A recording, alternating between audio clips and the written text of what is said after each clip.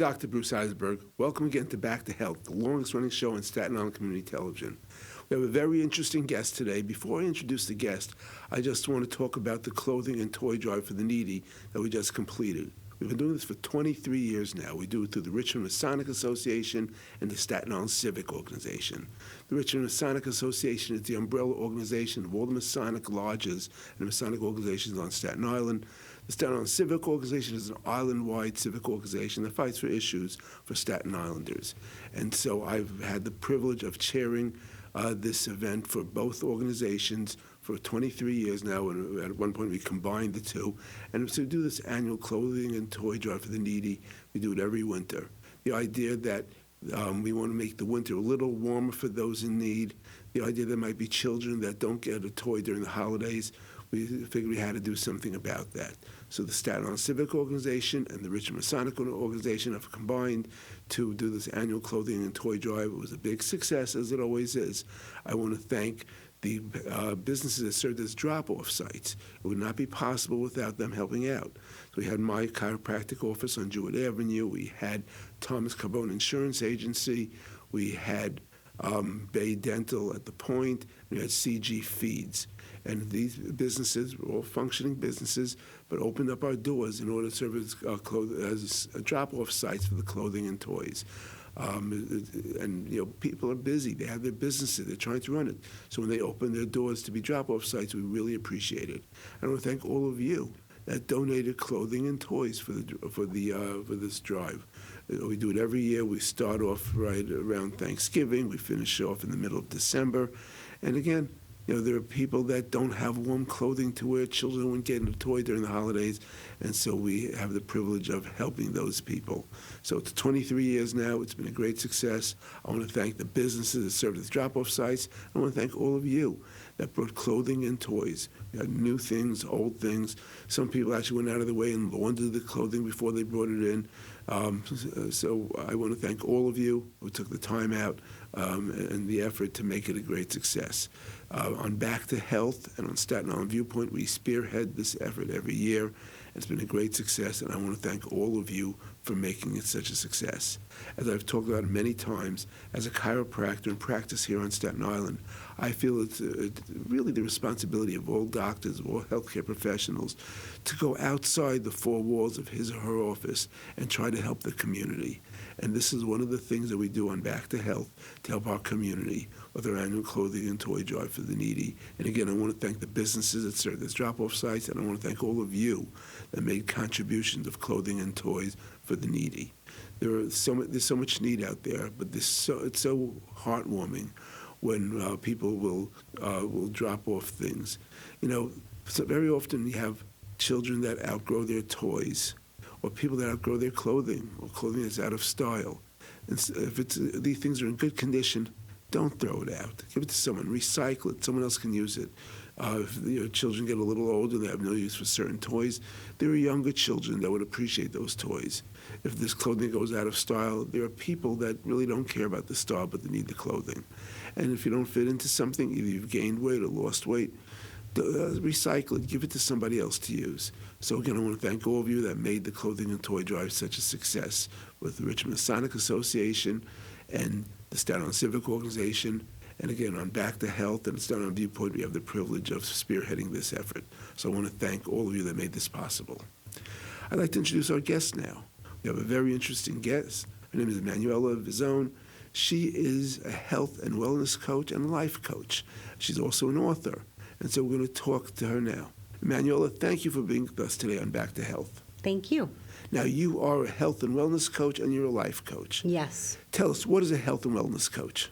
Well, what I do is also I'm a naturopathic practitioner. So I focus on helping individuals that are struggling and struggling with either a chronic degenerative condition or even just emotionally struggling in life. So I help them take small, manageable steps to really achieve the goals that they are looking to achieve in their life that they've been struggling with. Mm-hmm. So that's exactly what I do. What's the most common situation that people come to you for?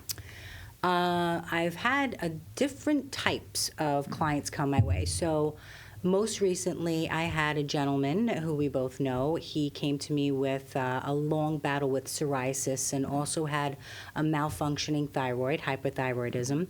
And within working with me for 6 weeks, he started to see a major improvement in his psoriasis. Now he just went back 3 months later for his retesting. His blood pressure has stabilized. His cholesterol numbers have never been better.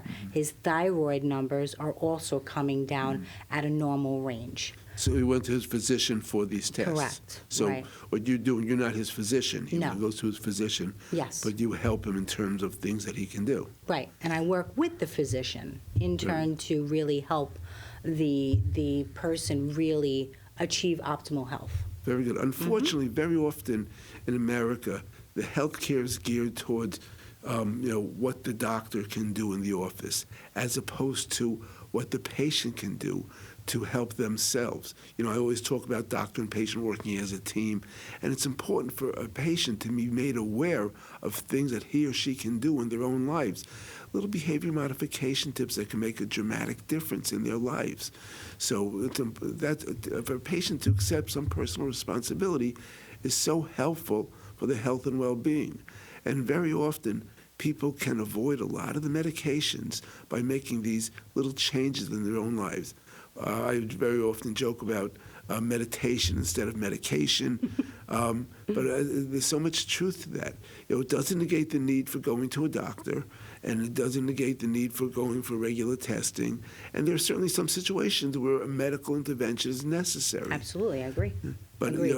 but if the patient can do things on their own, and sometimes a patient will not do it on their own unless they have someone kind of looking over their shoulder, someone that And advises holding them accountable. Yes. And that's what I do. I hold them accountable in a gentle way. And, genetics loads the gun. Your lifestyle pulls the trigger. So with really making modifications to your diet, as well as I think a lot of the illnesses that people get is when the gut becomes overburdened. Once the gut becomes overburdened, it kicks off all of the extra work for the liver and kidneys to start working extra hard to really take over what the gut isn't able to do anymore. And then that is when the liver and kidneys become overburdened, and that's your detoxification system. That's when you'll be diagnosed with your first illness.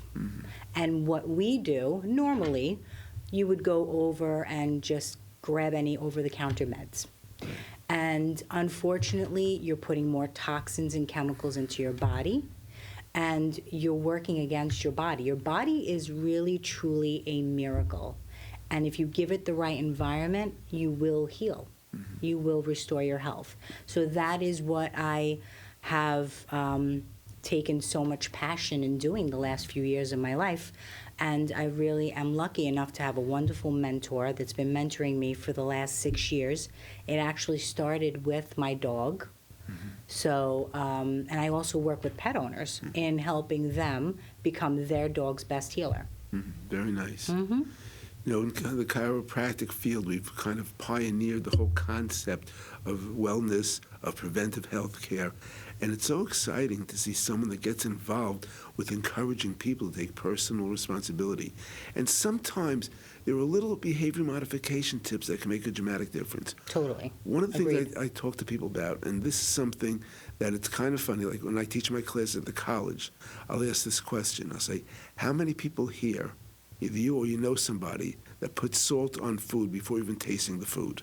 Right. And they laugh, but the hands go up because so many people will put salt on the food without even tasting it. Now, there are a lot of problems with salt in general, but at the very least, if you taste the food first and see if you need salt on it, you may find that you don't need salt all the time. You may really have a greater appreciation for the taste of the food if you don't put the salt on it. So if you do nothing more than taste the food before putting salt on it, you make a dramatic difference. Totally agreed. And also, it's in working with making your body more alkaline versus acidic, because that's also the problem. Right. It's the diet for today, and unfortunately, the Americans, us Americans, have the worst diet ever. And it's a lot of processed foods. A lot of people have busy lifestyles, so they're always eating on the go, which is another thing that truly hurts your digestive system. Because in fact, when you are multitasking and you're eating at the same time, you're not digesting your food. Right. There was a Dr. Mortar. He was a chiropractor from a generation ago, and he was a pioneer in the idea of the alkaline body. Every patient, he'd take litmus paper and test them before their first visit, so you'd have an idea of where they stood with that. Right. And again, behavior modification tips can make a difference. One common thing is in our American lifestyle, very often we're running around all day long. We're in a hurry in the morning, so we don't have breakfast. We don't have time to have lunch. We have a huge, magnificent dinner when we get home at night, and then we go to sleep right after that. Now, that's a problem both in terms of clogging our blood vessels, also with weight gain, because we don't have a chance to metabolize the food. So what some people realize is that if you go out for a nice, brisk walk after dinner for 20 minutes, that'll make a dramatic difference. Absolutely. But what people don't realize is that you can do that brisk walk before dinner, and it's just as effective. You increase the metabolism. And what's important about that, very often people get home after a long day of work, they're relaxed, they're comfortable, they have dinner, they're not going to get their shoes on and go outside again. But if they do it before dinner, before they get home and relax, they do a nice, brisk 20-minute walk, then they come home for dinner. That can make a dramatic difference in terms of the weight gain and in terms of metabolizing the food, so they don't clog up their blood vessels and die from a heart attack that night. I agree. Yeah. So Agreed. just, again, these behavior modification tips, and you're out there coaching people to make these changes in their lives.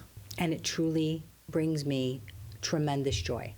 When I hear people tell me, you saved my life, and you really made a difference in my life. I don't know how I would have done this without you. That brings me so much joy.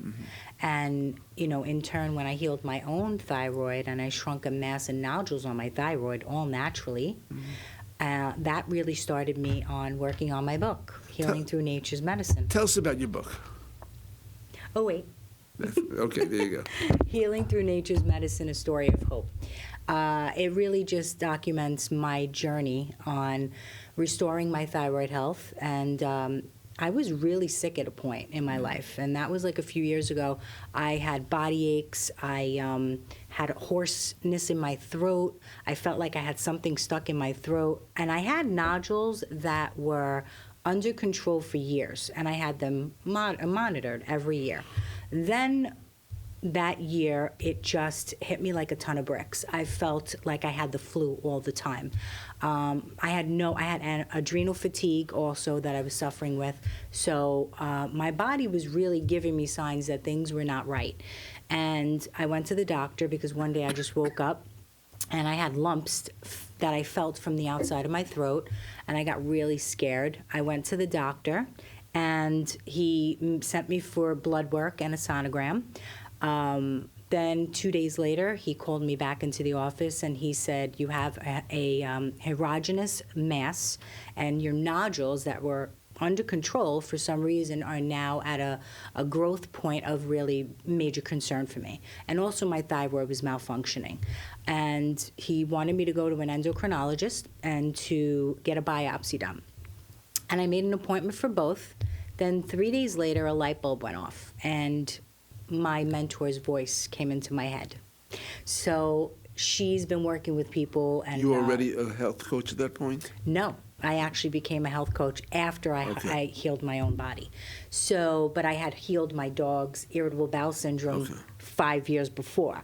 So, so in calling her and telling her what was going on with me, she said, I will tell you that do your research on biopsies. And I remember my mom, and this always sat with me, and I never forgot it.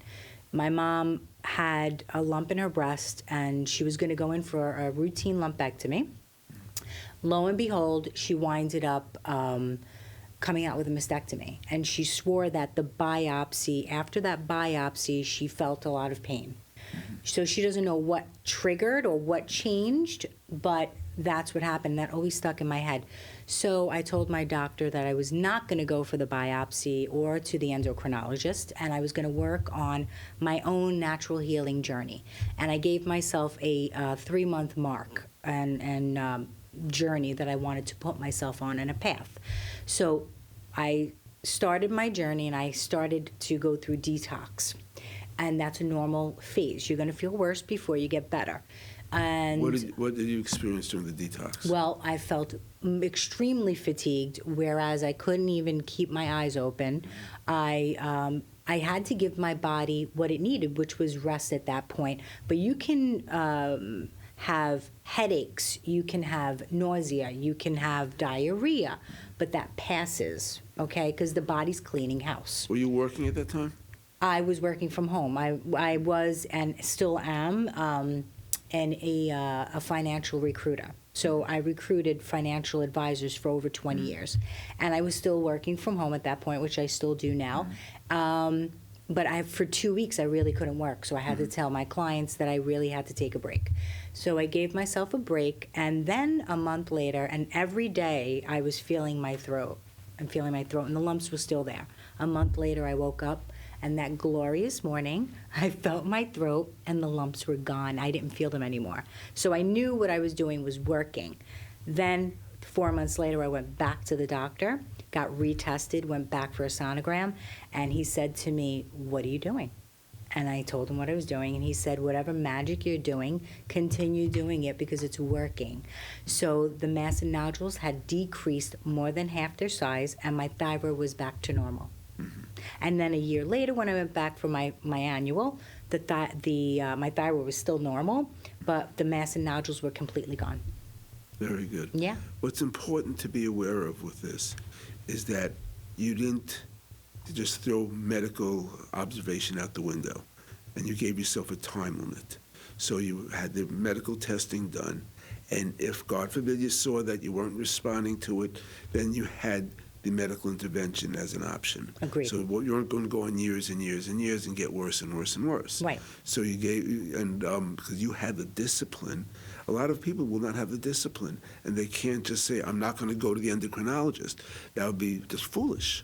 So what you did, you really had the best of both worlds in that you had the observation of medical care, you had the testing done, you followed up with your physician, and then the physician was the one that said, "You know what, you don't need this medical intervention anymore." That's right. Exactly. And that's when I started to say to myself, I have to pay this forward. I need to really share this with the world that you can naturally heal naturally using a whole food diet and plant-based supplements, just the right ones, because you can't just take any. Right. And just guidance and really guiding them on their journey is, and really just holding them accountable. Everyone knows what to do. It's just sometimes we don't know how to follow through. Right. That's the where we begin to get a little stuck. Right. So I help them get unstuck. Yep. And you're right. Most people know the things that they're doing that are detrimental, but very often they're not willing to give it up. I know that when I deal with a patient with a nutritional issue, if I tell a patient, "You can never have junk food again," I've lost them. Right. It just doesn't work. Right. But again, when you have little behavior modification things that are acceptable to the patients. So for example, and this one I've talked about on Back to Health before, if you make a rule that you can only eat in the kitchen and dining room, not in the living room. So this way, someone can sit down in front of the TV and go through a bag of chips while they're watching a ball game. So that's a problem, because it becomes automatic. You're sitting there eating and eating, and you don't even realize you're eating anymore. You don't even have an appreciation for the food. It just becomes automatic. So if every time you want to eat something, again, if I say you can never have the chips, forget about it. But if I say, if you want the chips, you have to get up, go into the kitchen, have the chips, and go back out to the living room and sit down again, they'll think twice before doing it. It becomes inconvenient. Also, again, they think about it first. And so that's something that they can live with. Again, if I say, never have it again, forget it. If I say, only eat it in there, that they can live with. If I say you can only eat sitting down, not standing up, that's another thing, because sometimes people will be in the house, they're running around doing things, they run through the kitchen, grab a cookie, and keep going. But if they accept the rule that they can only eat sitting down, if they sit down, Number one, it's inconvenient. Number two, it gives them a chance to think about it. They might not eat the food. It's the rebellious inner child in all of us. Yeah. Right. That's right. Oh, and by the way, I lost 24 pounds in those 4 months, and I had more energy than I ever had in my life. That's great. And you know, when you're working with nature, the side effects are good health. I've had patients that I've treated they come to me for neck problems, back problems, headaches, and that's what chiropractic is known for. But it's not unusual for me to have a patient that comes in for spinal care and say, Doc, since I've been coming here, I don't need my glasses anymore. Since I've been coming here, my digestion has improved. Since I've been coming here, I'm sleeping better. I have more energy. Now, in addition to the chiropractic care, very often I use nutritional interventions, and I use kinesiology and electroacupuncture. So I'll use these other things. But just from the chiropractic care itself, there are people that will experience all these other benefits. And I'm not an ophthalmologist. I'm not an eye specialist. I'm not going to say, come to me with your eye problems. However, it's not that unusual for somebody under chiropractic care to notice improvement in these things because we're affecting the nervous system. So again, I'm not going to tell a patient, don't go to the ophthalmologist, come to me for your eye problems. But the observation is that when people are doing things working with nature rather than against it, the side effects are good health. That's right. But another, on the little behavior modification we're talking about, another thing, people will sit down and they'll have dinner, and they'll be watching TV, listening to radio, or reading a book, and then they'll fill up their plate, they'll eat, and they're still reading something, they'll fill up their plate again. So another little behavior modification tip is that when you're eating, no TV, no radio, That's right. no DVDs, you go in, you sit down, you eat, when you finish eating, you leave. It's mindfulness. Yeah. Right. Right. Exactly. You'll find you have a greater appreciation for the food that way. Right. But also, you're not going to sit there eating without even thinking because you're still reading the magazine article.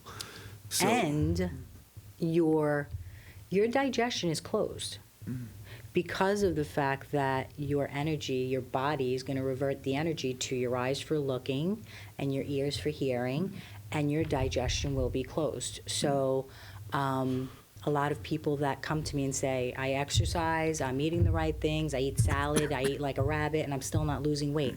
Well, it's 75% of who you're being when you eat, and only 25% of what you're eating that determines weight loss. So it's all about how you're eating. Who are you being when you eat? So that has a big impact. What do you mean by that, who are you being? Well, when your body, it's the parasympathetic and the sympathetic nervous system, right? So when you're eating, you should be focusing on your food, the texture, focusing on the beautiful colors, the smell, using all 5 of your senses. When you're multitasking, even reading a book or even gossiping with a friend during dinner, when you're eating, your digestion is closed. It's because your parasympathetic, which is, you can only digest in a relaxed state.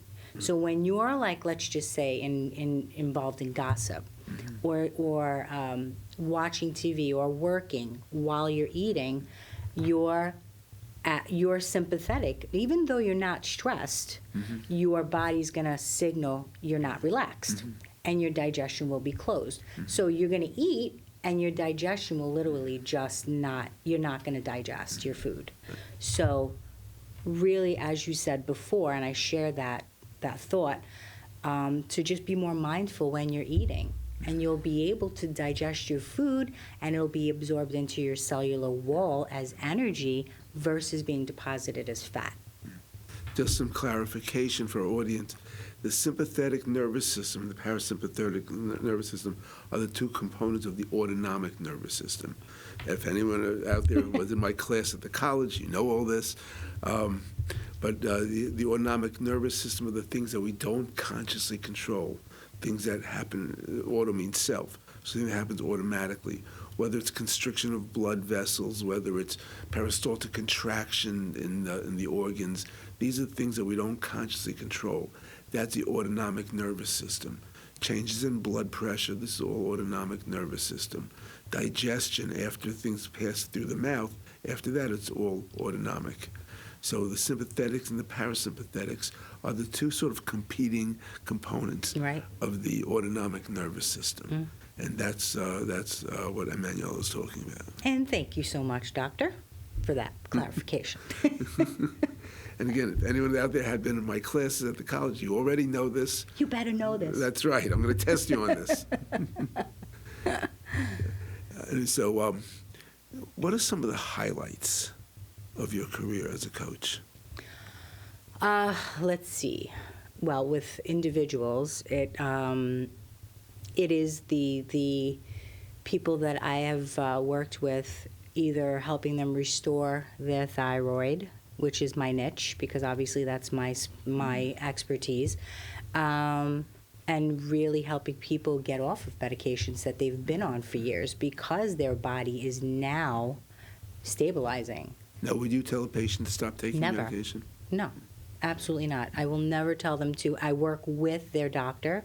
I have them go back to their doctor and get tested regularly so we can just taper, or depending on what the doctor obviously agrees upon, we work on that together. It's important for a person to bear in mind, if they've been taking a medication, they can't just No. on their own decide to stop taking medication. No. I have patients that are receiving chiropractic care and no longer need to take painkillers they've been taking. Sometimes it's on an as-needed basis, which then they can just stop it. But other than that, very often there are serious ramifications, and they can't just stop taking their medication. And I, as a chiropractor, will tell them to discuss it with their medical physician, and you, as a health coach, would do the same thing. And very often it becomes obvious from your intervention and my intervention that they no longer need the medication. That's right. But it's a matter of the doctor that prescribed it should be the one that removes it. Right, absolutely. And going into my book, I'm really just, it's a pathway, basically, for someone who is looking to restore their health. It goes over my journey in briefly, but it really goes into what to eat, what supplements you should be taking, and I only believe in superfood, whole food supplements, nothing that is chemically made or man-made. So, because again, you want to feed your body the very best, because you will see miracles happen, and I've seen my own miracles happen. So going back to my clients and who I've worked with, just, people that I've helped with thyroid issues, going back to having a normal thyroid, having more energy than they ever have had before, where they were lacking energy, weight loss, which accompanies, as you get healthier, the weight comes off naturally. So it's going to happen, even just by you eating clean and just by you putting the right things into your body, the right superfoods into your body, the weight will come off as you get healthier. There was a famous scientist, Linus Pauling, that really promoted the importance of natural vitamin C's. Right. And people didn't accept that, and he was way ahead of his time. And he always talked about there are things in the vitamin C that we don't even know what they are. That's right. But that we can't replace it. Anyway, I want to thank you for taking time to be with us today on Back to Health. Hopefully our audience has benefited from your interesting insights. Thank you for joining us. Thank you. And I thank all of you for joining us today on Back to Health. And hopefully you'll live a healthier lifestyle with the information you got today. We'll see you again real soon. In the meantime, please stay healthy. Bye.